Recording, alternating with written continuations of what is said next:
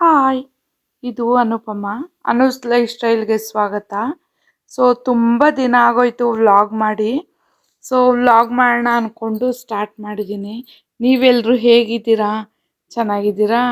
ಚೆನ್ನಾಗಿದ್ದೀರಾ ಅಂತ ಭಾವಿಸ್ತಾ ಇವತ್ತಿನ ವ್ಲಾಗ್ ಸ್ಟಾರ್ಟ್ ಮಾಡ್ತಾ ಇದ್ದೀನಿ, ಬನ್ನಿ.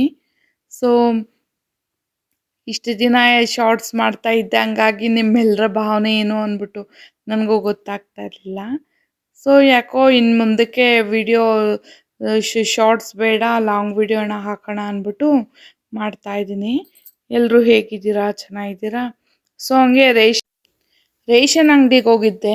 ಸುಮಾರು ದಿನ ಆಗೋಯಿತು, ರೇಷನ್ ಎಲ್ಲ ಖಾಲಿ ಆಗೋಗಿತ್ತು. ಹಂಗಾಗಿ ರೇಷನ್ ತರೋಣ ಅಂತ ಹೋಗಿದ್ದೆ. ಯಾವಾಗಲೂ ಅಷ್ಟೇ ಸಣ್ಣ ಪುಟ್ಟ ಏನಾರ ಇದ್ದರೆ ಅಂಗಡಿ ಹತ್ರನೇ ಇಲ್ಲೇ ತಗೊಬಿಡ್ತಾ ಇದ್ದೆ. ಹಂಗಾಗಿ ಡಿ ಮಾರ್ಟ್ ಪಕ್ಕದಲ್ಲೇ ಇತ್ತಲ್ವ, ಹಾಗೆ ಹೋಗಿದ್ದೆ.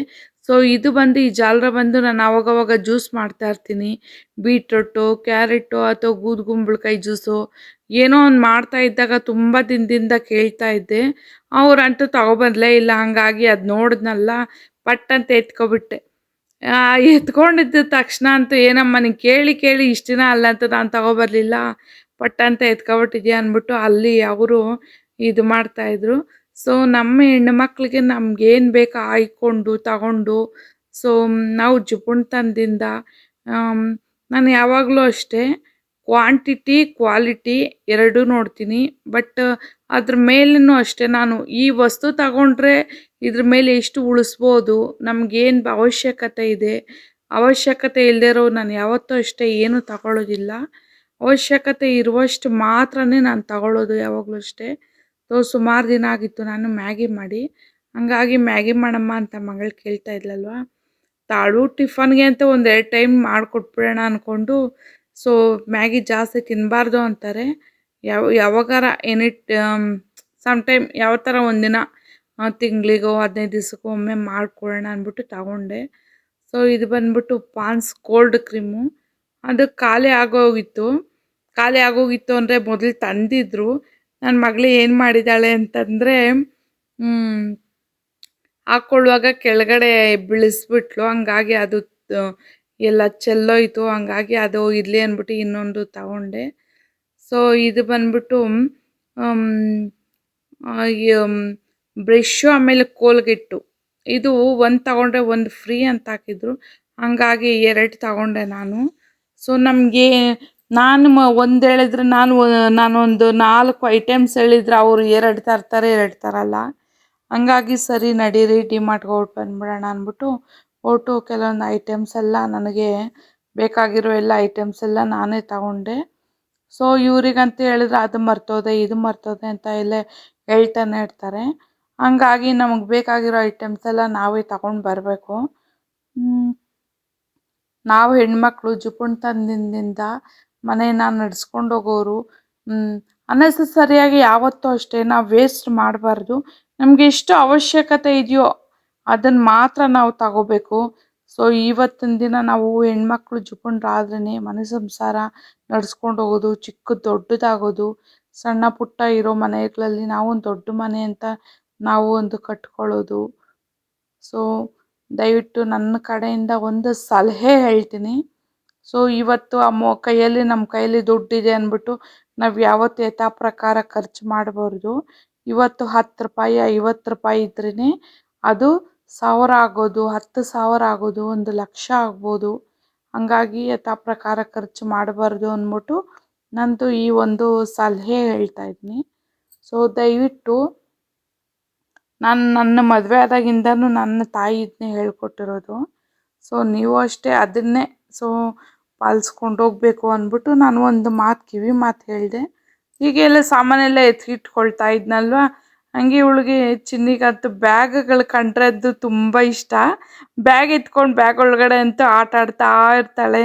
ಬ್ಯಾಗ್ ಆಗಲಿ, ಆಟ ಸಾಮಾನಾಗಲಿ, ಏನಾರ ಒಂದು ಪೇಪರ್ ಸಿಕ್ಕಿದ್ರೆ ಅಂತೂ ಒಂದು ಪೇಪರು, ಆಮೇಲೆ ಬಾಲ್ ಥರ ಚೆಂಡು ತಂದಿದ್ದಾರಲ್ವ, ಅದನ್ನ ಎತ್ಕೊಂಡಂತೂ ಆಟ ಆಡ್ತಾನೇ ಇರ್ತಾಳೆ.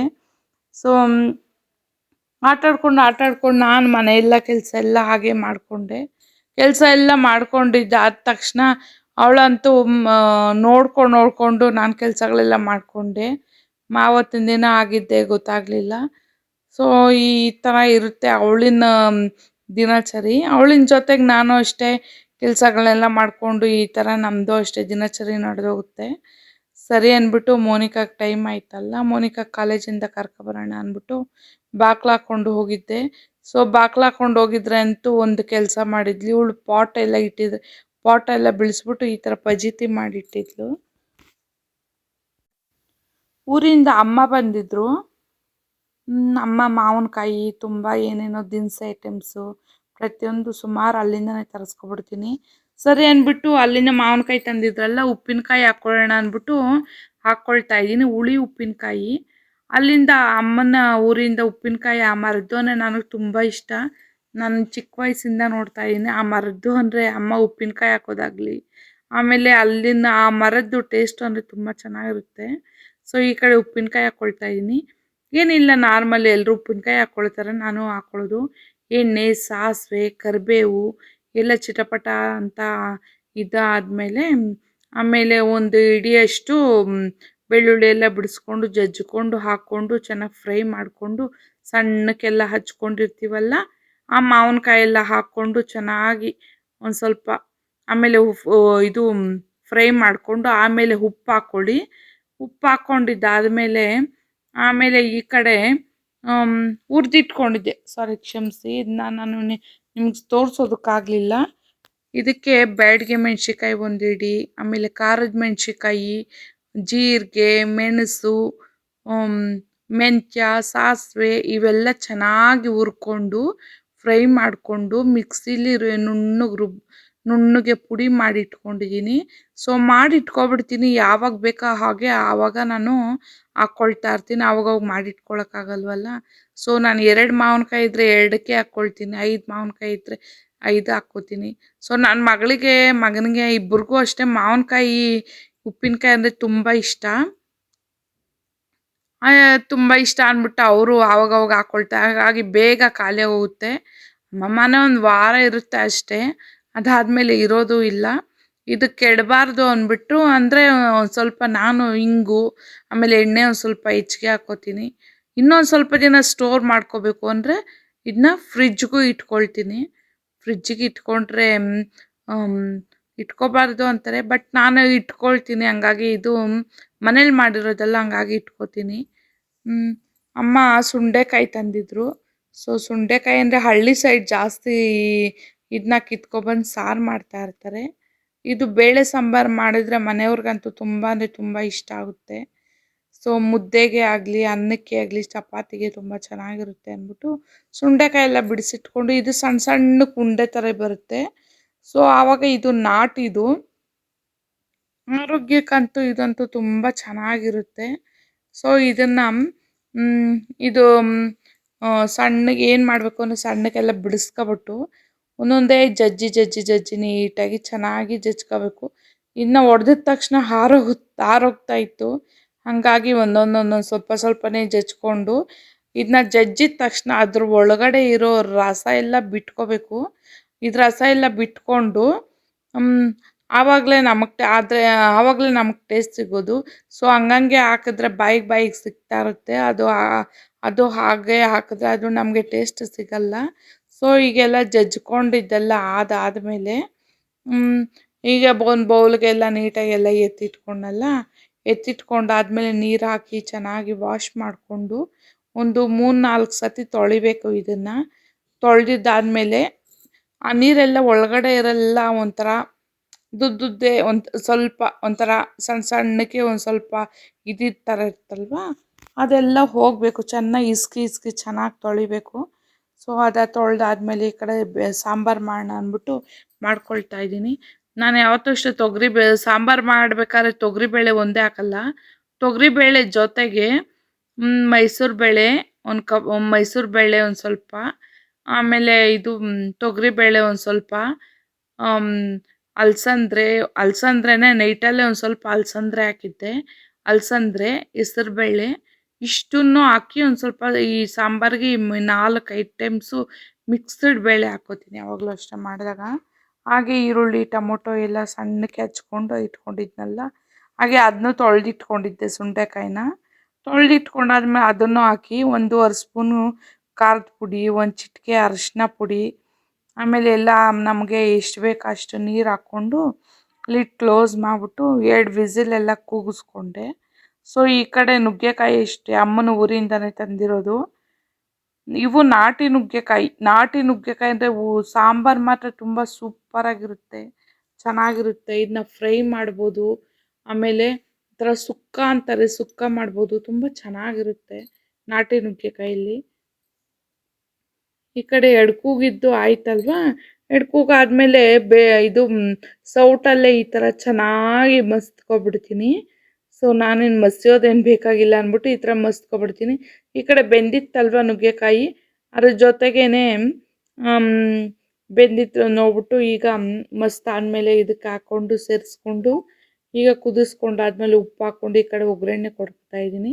ನಾರ್ಮಲಿ ಎಲ್ಲರೂ ಒಗ್ಗರಣೆ ಕೊಟ್ಕೊಂಡಾಗೆ ನಾನು ಒಗ್ಗರಣೆ ಹಾಕ್ಕೊಂಡು ಚಿಟಪಟ ಅಂತ ಆದಮೇಲೆ ಇದು ಮಾತ್ರ ತುಂಬ ದಿನ ಆಗೋಯಿತು. ಈಗ ಒಗ್ಗರಣೆ ಹಾಕ್ತಾ ಇದೀನಲ್ಲ, ಈಗ ರೀಸೆಂಟಾಗಿ ತಗೊಂಡೆ. ಈ ಥರ ನನಗೆ ಪುಟ್ಟ ಐಟಮ್ಸ್ ಅಂದರೆ ತುಂಬ ಇಷ್ಟ ಆಗುತ್ತೆ. ಸೊ ಈಗ ಕುದೀತಾ ಇದೆಯಲ್ಲ, ಕುದ್ದಿದ್ದಾದ್ಮೇಲೆ ತುಂಬ ಗಮ್ಮಂತ ಒಳ್ಳೆ ಅರೋಮಾ ಸ್ಮೆಲ್ ಬರ್ತಾಯಿತ್ತು. ತುಂಬ ದಿನ ಆಗೋಯಿತು ಸುಂಡೆಕಾಯಿ ಹಾಕಿ ಸಾಂಬಾರು ಮಾಡಿ. ಆಮೇಲೆ ಯಾರೋ ನೆಂಟರು ಬಂದಿದ್ರಲ್ವ, ಸೊ ಅವರಿಗೆ ಊಟ ಕೊಟ್ಟೆ. ಊಟ ಕೊಟ್ಟಿದ್ದಾದ್ಮೇಲೆ ಸರಿ ಸಾಂಬಾರಿಲ್ಲ, ಊಟ ಮಾಡ್ಕೊಂಡು ಹೋದ್ಮೇಲೆ ಸಾಂಬಾರಿಲ್ಲ ನೈಟ್ಗೆ ಅಂದ್ಬಿಟ್ಟು ಈ ಕಡೆ ಸಾಂಬಾರು ಖಾಲಿ ಆಗೋಯ್ತು ಅಂದ್ಬಿಟ್ಟು ಚಟ್ನಿ ಮಾಡ್ಕೊಳ್ತಾ ಇದ್ದೀನಿ. ತುಂಬ ದಿನ ಆಗೋಯಿತು ಚಟ್ನಿ ಮಾಡಿಕೊಂಡು. ಈ ಥರ ಚಟ್ನಿ ಒಂದು ಸ್ವಲ್ಪ ನಿಮಗೆ ಡಿಫ್ರೆಂಟ್ ಅನಿಸ್ಬೋದು, ಹೊಸ ಹೆಸರು ಕೇಳಿಸ್ಬೋದು. ಈ ಚಟ್ನಿ ಬಂದ್ಬಿಟ್ಟು ಹೇಳ್ತಾ ಹೋಗ್ತೇನೆ ಕೇಳಿ, ಎಲ್ಲೂ ಸ್ಕಿಪ್ ಮಾಡಬೇಡಿ. ದಯವಿಟ್ಟು ನನ್ನ ವಿಡಿಯೋನ ಫಾಲೋ ಮಾಡಿ, ದಯವಿಟ್ಟು ಇಷ್ಟ ಆದರೆ ಸಬ್ಸ್ಕ್ರೈಬ್ ಮಾಡ್ಕೊಳ್ಳಿ. ಸೊ ಈ ಚಟ್ನಿ ಬಂದು ಎಣ್ಣೆ, ಈರುಳ್ಳಿ, ಒಣಮೆಣಸಿಕಾಯಿ ಹಾಕ್ಕೊಂಡು ಚೆನ್ನಾಗಿ ಫ್ರೈ ಮಾಡಿಕೊಂಡು ಒಂದು 4 ಎಸಳಷ್ಟು ಬೆಳ್ಳುಳ್ಳಿ ಹಾಕ್ಕೊಂಡು ಫ್ರೈ ಮಾಡಿಕೊಂಡು, ಇದಾದಮೇಲೆ ಗೋಂಗೂರು ಸೊಪ್ಪು ಅಂತ ಬರುತ್ತೆ, ಇನ್ನು ಚೆನ್ನಾಗಿ ಫ್ರೈ ಮಾಡ್ಕೊಳ್ತಾ ಇದ್ದೀನಿ. ಈ ಸೊಪ್ಪು ಬಂದ್ಬಿಟ್ಟು ಆಂಧ್ರ ಸ್ಟೈಲ್ ಅವ್ರು ಮಾಡೋದು. ಆಂಧ್ರ ಸ್ಟೈಲಿಸ್ಟಲ್ಲೇ ನಾನು ಚಟ್ನಿ ಮಾಡ್ತಾಯಿದ್ದೀನಿ. ಆಂಧ್ರದಲ್ಲಿ ಜಾಸ್ತಿ ಮಾಡ್ತಾರೆ. ಈ ಸೊಪ್ಪು ಒಂದು ಸ್ವಲ್ಪ ಉಳ್ಳುಳ್ಗೆನೇ ಇರುತ್ತೆ. ಇದಕ್ಕೊಂಚೂರು ಜೀರಿಗೆ, ಒಂದು 4-5 ಕಾಳು ಮೆಣಸು, ಒಂಚೂರು ಮೆಂತ್ಯ, ಒಂಚೂರು ಮೆಂತ್ಯ ಎಲ್ಲ ಹಾಕ್ಕೊಂಡು ಚೆನ್ನಾಗಿ ಸಣ್ಣ ಫ್ಲೇಮ್ ಮಾಡ್ಕೊಂಡು ಚೆನ್ನಾಗಿ ಫ್ರೈ ಮಾಡ್ಕೊಳ್ಳಿ. ಈ ಕಡೆ ಹುರಿದಿಟ್ಕೊಂಡಿದ್ನಲ್ಲ ಕಡಲೆ ಬೀಜ, ಅದನ್ನೂ ಹಾಕ್ಕೊಂಡೆ. ರುಚಿಗೆ ತಕ್ಕಂತೆ ಎಷ್ಟು ಬೇಕೋ ಅಷ್ಟು ಉಪ್ಪು, ಆಮೇಲೆ ಕೊತ್ತಂಬರಿ ಸೊಪ್ಪು ಎಷ್ಟು ಬೇಕಷ್ಟು, ನಮಗೆ ಉಪ್ಪು ಎಷ್ಟು ಬೇಕಷ್ಟು ಹಾಕ್ಕೊಳ್ಳಿ. ಸೊ ಇದಾದಮೇಲೆ ಇದನ್ನೂ ಒಂದು ಸ್ವಲ್ಪ ಹಾಕ್ಕೊಂಡು ಚೆನ್ನಾಗಿ ಫ್ರೈ ಮಾಡ್ಕೊಳ್ಳಿ. ಈಗ ಸ್ಟವ್ ಆಫ್ ಮಾಡಿಬಿಡಿ. ಆಫ್ ಮಾಡಿಬಿಟ್ಟು ಈಗ ಆರೋದಕ್ಕೆ ಬಿಟ್ಬಿಡಿ. ಆರಾದಮೇಲೆ ಈಗ ಮಿಕ್ಸಿಗೆ ಹಾಕ್ಕೊಂಡು ಚೆನ್ನಾಗಿ ನುಣ್ಣಗೆ ರುಬ್ಕೊಳ್ಳಿ. ಇದಂತೂ ಎಲ್ಲದಕ್ಕೂ ಚೆನ್ನಾಗಿರುತ್ತೆ, ಸೂಪರಾಗಿರುತ್ತೆ, ಟೇಸ್ಟಾಗಿರುತ್ತೆ. ಮುದ್ದೆಗೆ, ಅನ್ನಕ್ಕೆ, ರೊಟ್ಟಿಗೆ ಕಾಂಬಿನೇಷನ್ ಅಂತೂ ಇದಂತೂ ನಮ್ಮ ಮನೆಯವ್ರಿಗಂತೂ ಈ ಚಟ್ನಿ ಒಂದು 3ನೇ ಸರ್ತಿ ಮಾಡ್ತಾ ಇರೋದು. ಈ ನಡುವೆ ನಾನು ನೋಡ್ಕೊಂಡು ಮಾಡ್ತಾ ಇರೋದು. ಇದಕ್ಕೆ ಮಾಮೂಲಿ ಒಗ್ಗರಣೆ ಕೊಟ್ಕೊಂಡು ಮಾಮೂಲಿ ರುಬ್ಬಿರೋ ಮಿಶ್ರಣ ಎಲ್ಲ ಹಾಕ್ಕೊಂಡು ಚೆನ್ನಾಗಿ ಚೆನ್ನಾಗಿ ಒಂದು ಸ್ವಲ್ಪ ಸಣ್ಣ ಮಾಡಿಕೊಂಡು ಒಂದು 2 ನಿಮಿಷ, ಒಂದು 2 ನಿಮಿಷನೂ ಬೇಡ, 1 ನಿಮಿಷ ಅಷ್ಟೇ ಬಿಸಿ ಮಾಡಿಕೊಂಡ್ರೆ 1 ವಾರ ಚೆನ್ನಾಗಿರುತ್ತೆ. ಫ್ರಿಜ್ಜಲ್ಲಿ ಇಟ್ಕೊಂಡು ಒಂದು ಸ್ವಲ್ಪ ಬಿಸಿ ಅನ್ನಕ್ಕೆ ಆವಾಗವಾಗ ತುಪ್ಪ ಹಾಕ್ಕೊಂಡು ತಿಂತಾಯಿದ್ರೆ ಅಂತೂ ಬಿಸಿ ಬಿಸಿ ಅನ್ನ ಮಾಡಿಕೊಂಡು 1 ವಾರ ಅಂತೂ ಬಾಕ್ಸಲ್ಲಿ ಇಟ್ಕೊಬಿಟ್ರೆ ತುಂಬ ಚೆನ್ನಾಗಿರುತ್ತೆ. ಸೊ ಬರೀ ಚಟ್ನಿ ಮಾಡಿದ್ದೀನಲ್ವ, ಏನಾರ ನಂಚ್ಕೊಳ್ಳೋದಕ್ಕೆ ಏನಾದರೂ ಬೇಕು ಅಂದ್ಬಿಟ್ಟು ಸಂಡಿಗೆ ಹಾಕ್ಕೊಳ್ತಾ ಇದ್ದೀನಿ. ಈ ಸಂಡಿಗೆ ಅಂತೂ ನಾನೇ ಮಾಡಿರೋ ಸಂಡಿಗೆ ಅಂತೂ, ಈ ಸಂಡಿಗೆ ಅಂತೂ ಕೇಳೋದೇ ಬೇಡ, ಅಷ್ಟು ಚೆನ್ನಾಗಿದೆ. ನಾನೇ ಅಕ್ಕಿ ಬೀಸ್ಕೊಂಡು ಮನೆಯಲ್ಲೇ ಮಾಡಿರೋಂಥ ಸಂಡಿಗೆ ಇದು. ಆಚೆಗಡೆ ಹಪ್ಳ ಅವೆಲ್ಲ ನಮ್ಮ ಮನೆಯವ್ರಿಗೆ ಇಷ್ಟ ಆಗೋದೇ ಇಲ್ಲ. ಹಂಗಾಗಿ ಮನೆಯಲ್ಲೇ ಅಕ್ಕಿ ಹಪ್ಳ, ಸಂಡಿಗೆಗಳು ಈ ಥರ ಮಾಡ್ತಾ ಇರ್ತೀನಿ. ಸೊ ಬಿಸಿ ಬಿಸಿ ಮುದ್ದೆಗೆ ತುಪ್ಪ ಹಾಕ್ಕೊಂಡು, ಪಕ್ಕದಲ್ಲಿ ಚಟ್ನಿ ಹಾಕ್ಕೊಂಡು, ಸಂಡಿಗೆ ಹಾಕ್ಕೊಂಡು ತಿಂತಾಯಿದ್ರೆ ಅದ್ರ ಕಾಂಬಿನೇಷನ್ನೇ ಬೇರೆ ಇರುತ್ತೆ. ಸೊ ಬಿಸಿ ಮುದ್ದೆಗಂತೂ ನಮ್ಮ ಮನೆಯವ್ರಿಗಂತೂ ಕೊಟ್ಬಿಟ್ರೆ ಅಂತೂ ತುಂಬ ಇಷ್ಟ ಆಗುತ್ತೆ. ಹಾಗೆ ಬೆಳಗಿನ ನಾಷ್ಟಕ್ಕೆ ಅಂದ್ಬಿಟ್ಟು ಇದು ಶಾವಿಗೆ ಉಪ್ಪಿಟ್ಟು ಮಾಡ್ಕೊಂಡಿದ್ದೆ, ಚೆನ್ನಾಗಿತ್ತು. ಅವ್ರಿಗೆ ರೊಟ್ಟೆ ಹಾಕ್ಕೊಟ್ಟು ಆಮೇಲೆ ಅವರು ಡ್ಯೂಟಿಗೆ ಹೋದರು. ಸೊ ನಾಷ್ಟಕ್ಕೆ ಒಂದೊಂದು ಟೈಮು ವಿಡಿಯೋ ಕ್ಯಾಪ್ಚರ್ ಮಾಡ್ಕೊಳಕ್ಕಾಗಲ್ಲ, ದಯವಿಟ್ಟು ಒಂದೊಂದು ಸತಿ ಕ್ಷಮಿಸಿ. ವಿಡಿಯೋ ಸ್ವಲ್ಪನಾದರೂ ಇಷ್ಟ ಆಗಿದ್ರೆ thank you so much. Bye. Subscribe ಮಾಡ್ಕೊಳ್ಳೋದು ಮಾತ್ರ ಮರಿಬೇಡಿ. ಬಾಯ್.